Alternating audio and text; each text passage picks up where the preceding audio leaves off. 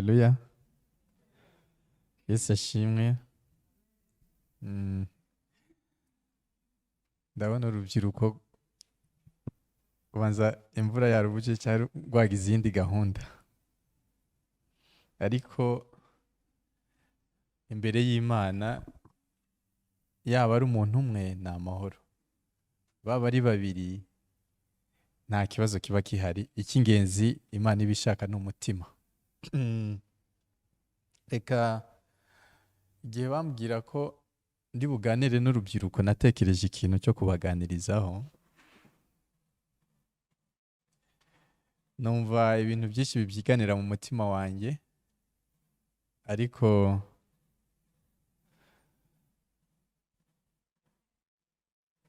haza ikintu kirusye ibindi, hazamo ijambo ry'Imana ryo tugiye gusoma. Ntabwo ndi bubasomere ibintu byinshi cyane, ariko niryo tugiye kuvugaho. Ubu turi mu izina ry'urubyiruko, yaba mama Sharon ari hano nawe n'urubyiruko. Ni ukuvuga ngo twese twahindutse urubyiruko. Haleluya. Reka dusome Yobu 28, igice cya 28 umurongo wa 28. Haravuga ngo maze ibwira umuntu iti, dore kubaha Uwiteka nibwo bwenge, kandi kuva mu byaha niko kujijuka. Haleluya.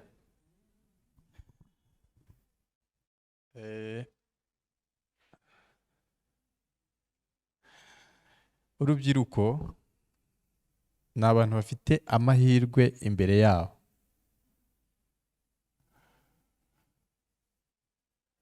Ni amahirwe kubera iki? Kubera mu byo bifuza gukora babishyizeho umwete, bagize icyo twakwita abamento, babigeraho neza cyane. Ariko urubyiruko ruhura n'ibizazane byinshi cyane. Kubera iki? Kubera baba bafite ikintu bita amaraso ashyushye. Nzi ko turi bubone urubyiruko rwinshi, nawe mfite ibibazo byinshi byo kubabaza, ariko n'abantu amatwi yabo yumva ibintu byinshi cyane bitandukanye kandi bikabaryohera. Tuvuge urugero rworoheje. Iyo he n'urubyiruko cyari ukumva inkuru yo kuvuga wendaga umuntu yagize amahirwe, yabaye success mu byo akora, ako kanya urubyiruko ahita yumva yuko yagira iki, yajya muri iyo business. Ni urugero muri kuganira ibintu bya business, ukumva uyu muntu yakoze iki kintu kiba neza, nawe ako kanya uhita ugira iki, atandasi yo kuvuga ngo reka nzagikore. Urubyiruko ni rwa rundi rushukika mu bintu byoroheje cyane. Kubera iki? Ya maraso tuvuga y'ubuto, twese twanyuze muri ibyo. Bitavuga yuko, ariko urubyiruko rwo birarenze. Rero icy'ingenzi ni iki? Iteka ryose umuntu aba afite background ishobora kumugira ikimugezaho, ariko buriya umutima udafite ijambo ry'Imana muri wo ntacyo ubasha kugeraho. Umutima udafite ijambo ry'Imana,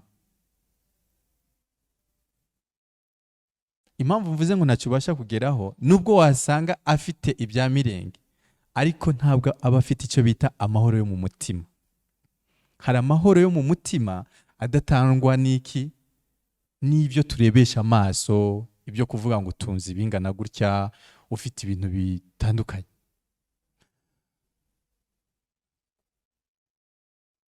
Iri jambo kubaha Uwiteka nibwo bwenge, ndatekereza ko umuntu wese yifuza ubwenge mu byo akora byose. Noneho ukabigerekaho kuva mu byaha, ukaba umeze nk'iki niko kujijuka. Ubujijutse ntabwo uba ukiri iki injiji. Ugiye gusoma muri Bibiliya, ugiye gusoma muri za Zaburi hehe, haravuga ngo ntabwo nkigendana n'iki n'abakobanyi, bya bindi bita ikigare. Murabona abana bazima barezwe bagize iki, ariko noneho akagwa mu kigari kibi, ukisanga umwana yatangiye kunywa iki ibiyobyabwenge, kandi iwabo ntaho yigeze abibona, ako kubera yagendanye na cya kigari yagize iki muri we, yabuze ubwenge muri we, noneho agiye guhinduka iki injiji. Kubera iki? Yimuye umutima w'Imana, yimika ibyo arebesha amaso, ibimushuka. Noneho akagera ikindi gihe ageze kuri step atabasha kugira iki kwikontorora, atabasha gukora iki, noneho agasigara atera agahinda ababyeyi. Murabona iki gihe mugiye kureba muri sosiyete tubamwo, urubyiruko rusigaye rukunda inzoga cyane, sibyo? Urubyiruko abajene mumbwire, sibyo? Rusigaye rukunda inzoga. Ariko noneho abakobwa nibo basigaye banywa kurenza abahungu. Sibyo? Ugiye kureba kuri ntuze, ugiye kureba ijanisha, abakobwa nibo basigaye ari abasinzi kurenza basaza babo. Hari imico twahora tubona hanze za Kenya zahe, ukabona abana b'abakobwa barisohokanye. Hano mu Rwanda ntabwo byari bwahabe, ariko ubu ngubu basigaye bashobora gukora ikigari bagasohoka bakanywa, ntaho kuvuga. Kera umwana w'umukobwa yumva ko yasohokanwa, noneho yagera iyo agiye akanagurirwa yewe ntanarihe bini. Ariko ubu ngubu bashobora gusohoka ata wundi muntu, bakanywa kabisa. Ibyo byose ni ingaruka zo kwimura iki ijambo ry'Imana. Muzi abantu benshi bakunda gukoresha social media. Iyo ndi kuganira n'urubyiruko tuganira byose, si byose? Ni ukuvuga ngo hari utuntu twinshi bandika ku ma status, si byose? Ahubwira ngo noneho bakavuga ngo uriya muhungu ugushukisha inzoga, cyangwa uriya muhungu musangira, mu gihe hazagera uwashaka ntabwo azashaka ba bandi basangira. Kubera iki? Kubera iki mugisha? Ni ukuvuga ngo bamwe bajyana gusindana nabo, iyo hageze ko ashaka umugore ntabwo ashaka muri ba bandi, ashaka utigeze, aba yifuza iki. Ni ukuvuga ngo umuntu wese, mu yandi magambo, umuntu wese yifuza ibyiza. Noneho ba bandi bagendana aba babona ko bafite ingeso nk'izi, sibyo? Noneho icyo abashaka umwiza umurenzi.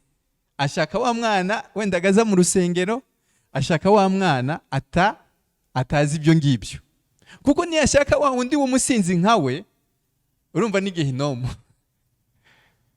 Rero ibyo byose kubera iki izo ngaruka ziba ku rubyiruko? Ibyo byose uzarebe,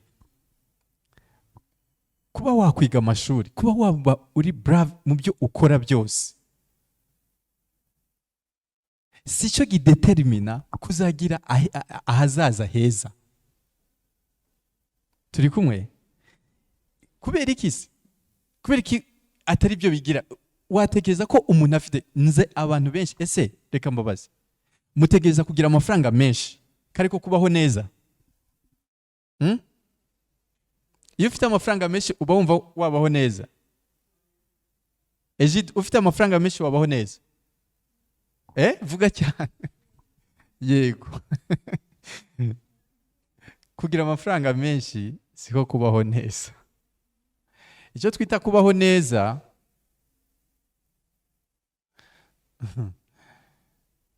hari umuntu ariko ubanza Imana ubu yaramugiriye ubuntu. Ni umuntu nari nzi yahembwa amafaranga atari make. Noneho yari afite umushoferi wo ku kazi. Bamuhemba mu minsi 3 yaraba yayamaze. Agatangira kuguza nde? Umushoferi. Umushoferi sinzi ko yahembwa n'icya 5 cyaye yahembwa. Icyo gihe yari amafaranga menshi cyane, miliyoni. Iyo umuntu icyo gihe yahembwa za 2 kangahe, iyo umuntu yahembwa miliyoni yari amafaranga menshi. Ariko yaba yayamaze. Kubera iki? Kuko muri we yari yarangiritse. Mu magambo make, kwangirika ntimutekereze ngo ni ibintu bikomeye cyane, ni ibintu byoroheje. Muzi ikintu bita sense, umuntu wese agira icyo bita common sense, sibyo? Ariko iyo muri wowe umaze kutagira ikintu cyitwa gutinya, ukumva ko byose ari ibintu bisanzwe, ukumva ko wavuga uko ushatse, ukumva ko wakora, mbese nta limit ufite, icyo gihe ubu uri uragenda muri stage yo kwangirika, ku buryo ejo n'ejo bundi bazaba bagucaho umugani, ku buryo ejo n'ejo bundi nta kintu na kimwe wigejejeho. Mubyibuke cyane, intego y'urubyiruko no munsi hari iki? Ngo Imana igize iki? Nani title ntimuzi nuze yanyu? Ishobora byose, sibyo? Imana ishobora byose. Iyo wiringiye Imana, muri wowe ikubashisha ibyo wowe utabasha. Ariko iyo wiyiringiye ubwawe, hagera igihe umuntu wese agira icyo twakwita limit, agira aho agarukiriza. Ushobora gutekereza neza, hari umuntu ashobora kumva akavuga ati ngewe undeke ibyo ndimwo, ndabizi ndabishoboye. Kubera iki? Kutumva. Kandi iyo ari kureba imbere aba yibwira yuko ari mu nzira nyayo, noneho amaherezo y'iyo nzira agasanga ahubwo ni iki? No kurimbuka. Kubera iki? Ntabwo yigeze yumva umuntu umugira inama, yumva ko yikwije, yigize iki? Nyamwigendaho. Iri jambo sinzi uko muryumva, kubaha Uwiteka nibwo bwenge. Umuntu wese uri hano, nimba wifuza kugira ubwenge, wubahe Uwiteka. Kubaha Uwiteka nibwo bwenge, kandi kuva mu byaha niko kugira iki? Tubisubire mu kubaha Uwiteka ni iki? Kandi kuva mu byaha niko. Rero abantu b'iki gihe hari ikintu twiyobagije, bigize abasirimu cyane, bakumva ko iby'Imana ari byo abantu badafite icyo bakora. Ariko hari n'abandi bashaka kubitwara mu kintu kiri moderne. Ntacyo bitwaye uko wabitwara kose, ariko ikintu nshaka kukubwiraho, muri wowe ikintu wemereye ijambo rikajya muri wowe mu mutima, rikinjira mu mutima, rikava ku munwa rikinjira mu mutima, byanga bikunda uko waba uri kose riraguhindura. Ariko wa muntu avuga ijambo, umuntu wese uzabona avuga ikintu avuga ngo afite ijambo atarahindutse, uwo muntu ababesha, kuko iryo jambo yarigumije ku munwa, ntabwo yigeze agemerera ko ginjira hehe? Mu mutima we, kuko ijambo riturusha imbaraga. Niba umuntu usanzwe ashaka kubwira undi ngo ndagukunda, rya jambo nimba rikuye mu mutima, rikazabasha kumuyobora muri ibyo byose, bakava mu buto hakagera igihe bazashakana, sibyo? Bakabyara. Kubera iki? Rya jambo yarikuye hehe? Mu mutima. Ibaza Imana nayo, ijambo ry'Imana ni ukuri. Umunsi twagemera rikaba mu mitima yacu, nta kabuza tuzaba tugize iki? Turi abanyabwenge. Ese umunyabwenge yabaho nabi? Hari umunyabwenge asuzugurika? Hari umunyabwenge muzi asuzuguritse? Ahubwo baramushaka ahantu hose, sibyo? Birashoboka ko Bibiliya ubwenge ivuga atari ubu bw'isi tuzi, kuko ubu bw'isi bufite ibyo bukora n'ibyo butabasha gukora, sibyo? Bushobora kukwigisha ukaba dogiteri, ukabwiriza kutanywa itabi, wajya muri pause ukagira iki? Ese muzi abantu bakomeye bize kandi banywa urumogi, murabizi ko bibaho? Muzi abantu bahora babuze ibintu ariko bahagara kuri media, bahagaze kuri media bakambara ishusho runaka ariko bahava bakambara indi? Kubera iki ibyo byose? Mwumva harimo indangagaciro? Nta ndangagaciro ziba zirimo, kubera muri bo ntabwo bafite ubwenge bw'Imana. Imana uko yari ejo nanone ni kwi, bivuge ngo niwayiringira ntabwo ujya ugira iki? Uhinduka. Mu gihe uzajya uhinduka muri wowe, ntabwo uba wiringiye Imana, uba ukora mu mirimo, mbese uba ukora nk'umuntu, kuko umuntu niwe uhinduka. No munsi ushaka gusezeranya ikintu, ejo bigahinduka, aho byantuzi n'ibindi, ya gahunda yahindutse. Kubera iki? Kuko ndi umuntu. Ariko Imana icyo yasezeranije igira iki? Iragisohoza. Mwese muzi story z'umuntu yubashye Imana. Dawidi muramuzi? Sinzi ko mukunda gusoma Bibiliya. Mugiye gusoma muri Bibiliya muri Samweli, murebye iyimikwa rya Dawidi, rirasekeje cyane. Dawidi, Imana yavuze ngo yabonye umuntu ufite umutima uhwanye nk'uko Imana igira iki? Ariko noneho ituma nde Samweli kwimika kwa Isayi. Agezeyo icyabaye n'igiki? Yabonye aba bakuru ba Dawidi ngo bari beza cyane, sibyo? Noneho yabona Isayi ahamagaye umuhungu mukuru, agashaka kugira iki? Kwimika wa wundi. Imana yongera iramubwira iki? Ngo njye sindeba nk'iki?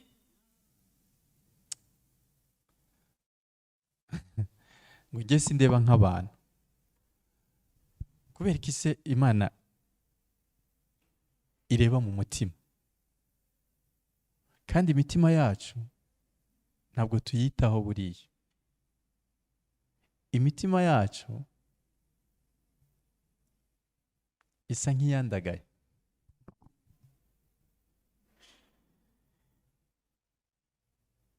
Dawidi hageze igihe, mugiye gusoma iriya nkuru, igihe Samweli abaze se nta wundi mwana ufite?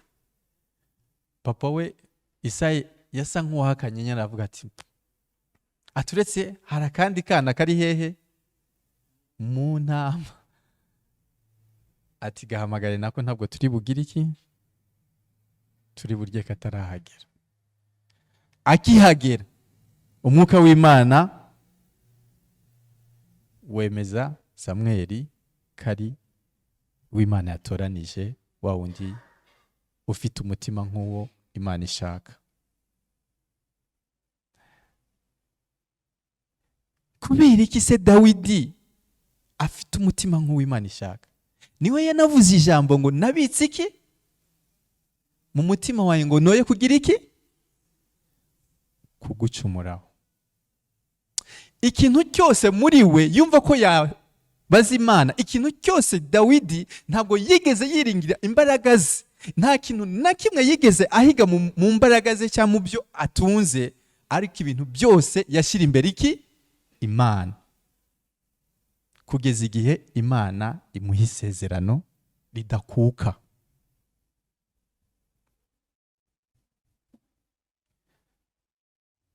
Ubuzima bwa Dawidi buranyigisha cyane. Dawidi ngo yigeze gukora icyaha, abara iki? Abisiraheli. Noneho Imana igira iki? Imuhitishamo ibihano. Ariko byarantangaje cyane. Ntabwo yigeze ahitamwo ibindi bihano, yahisemo kuvuga ngo hehe mu maboko yande? Ni ukuvuga ngo yiringira Imana, kumva yuko nubwo yahanwa ntahanwe n'ikindi kintu cyose, ahubwo ahanwe n'Imana kuko yumva yuko Imana imugirira iki? Ibambe. Bene data, rubyiruko ruri hano, ni umunsi wanyu nubwo mwabuze.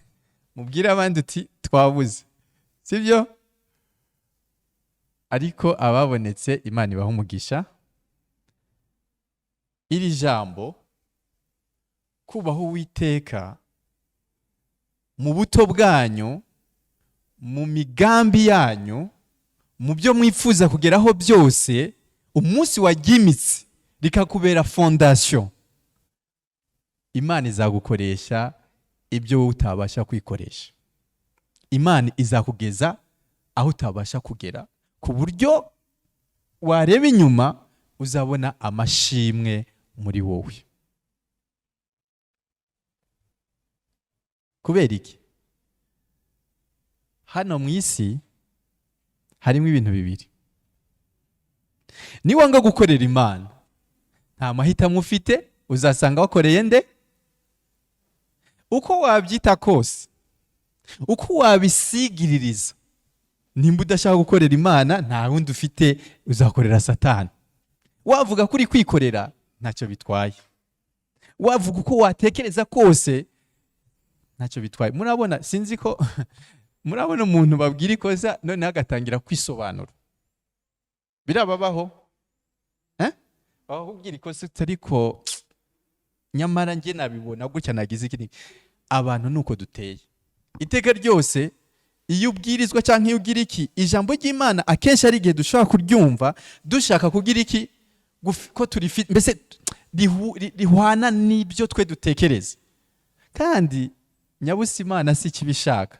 Iki ntibishaka iyo ijambo rije muri twebwe rikabasha kudutsinda. Iyo ridutsinze tugira amahoro. Kubera iki? Ribasha kuvidura bya bindi twibwira, tugasigarana amahoro y'ijambo ry'Imana, adatewe n'ikindi kintu cyose, adatewe n'ukuvuga ngo ni twebwe tugize iki, twakoze ibi. Ni ukuvuga iki? Iyo ridutsinze riravidura, hagasigara presence y'Imana muri twebwe. Uno munsi nashaka kwibutsa urubyiruko ndetse n'abandi bose, mu byo bakora byose, muri plani zabo zose, mbere na mbere iki? Imana. Mutekereze urundi rubyiruko akaga rurimo. Kubera iki? Kuko rwimuye Imana. Ubu hari ba papa batageze, batabiteguye, hari ba mama batabiteguye, hari ibintu byinshi cyane biba. Kubera iki? Kubera atajambo ry'Imana bafite mu mitima yabo. Iyi si aho iri kugana si heza. Ntabwo tuzabasha kunesha iyi si tudafite iki? Ijambo ry'Imana muri twebwe. Tube nka Dawidi, tugendane ijambo kugira ngo twoye gucumura kuki? Ku Uwiteka. Diki minota yangira cyahari ngahe. Bene data,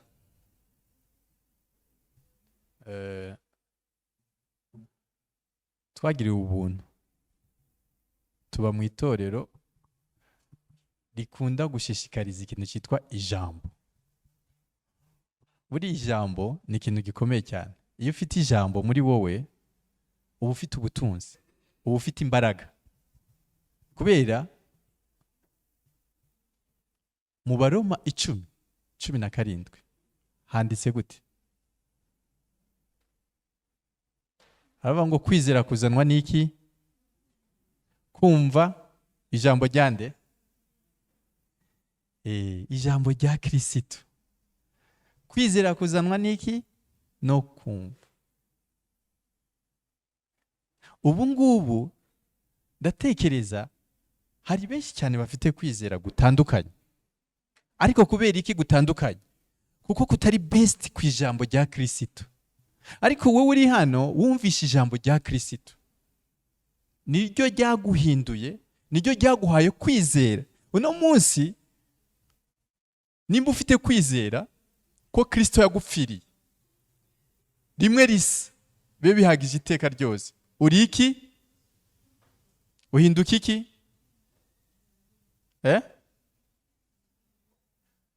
Ko mutavuga se nibiki?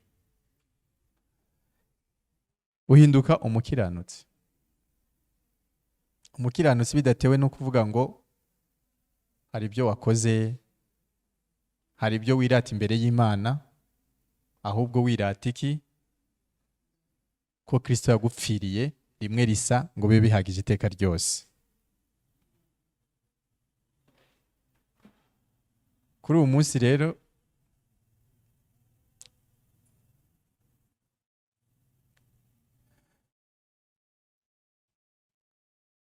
ibyo mwakora byose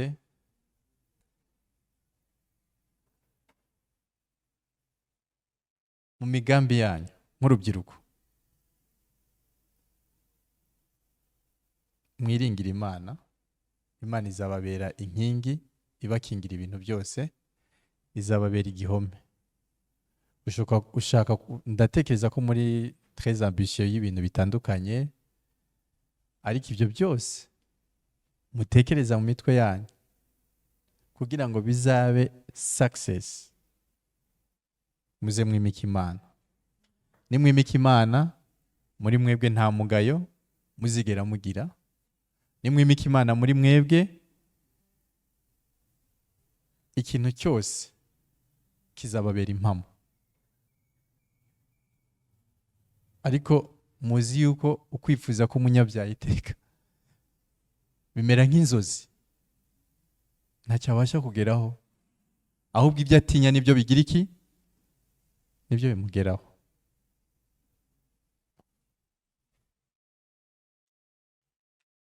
Urubyiruko rwinshi ntirwabonetse ku mwanya, amasaha bampaye, iminota bampaye irarangiyeho. Icyo narifuza nta kindiho ni ukumva ko mu byo mwakora byose mwagendanira ijambo ryo muri Yobu 28 niryo twasomye umurongo wa 28, rivuga ngo kubaha Uwiteka nibwo bwenge, kandi kuva mu byaha niko kugira iki? Kujijuka. Reka dusenga Imana. Murakoze. Imana yo mu ijuru, Imana ihoraho, turagushima turaguhimbaza. Urakoze ko watwemereye kuboneka mu nzu yawe uwo munsi w'urubyiruko. Muri iki gihe urubyiruko rwinshi cyane ruhugiye mu bintu byinshi bitandukanyeho,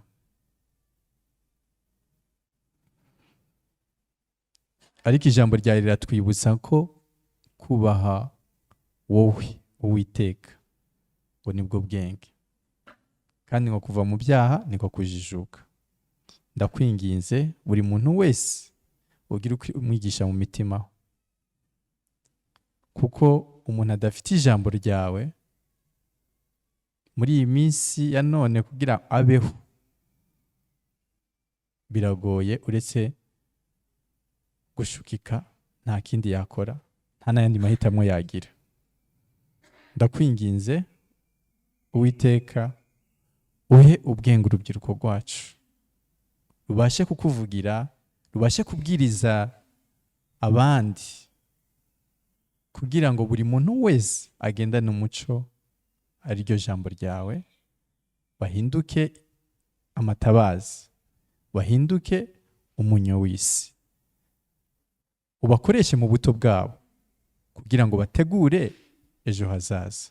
Tukweretse ababonetse hano baha umugisha mwami, n'abatabonetse nabo ubasanga aho bari, ubasangisha urukundo kuko ni wowe Uwiteka. Urakoze, ni mu izina rya Yesu tubisabye.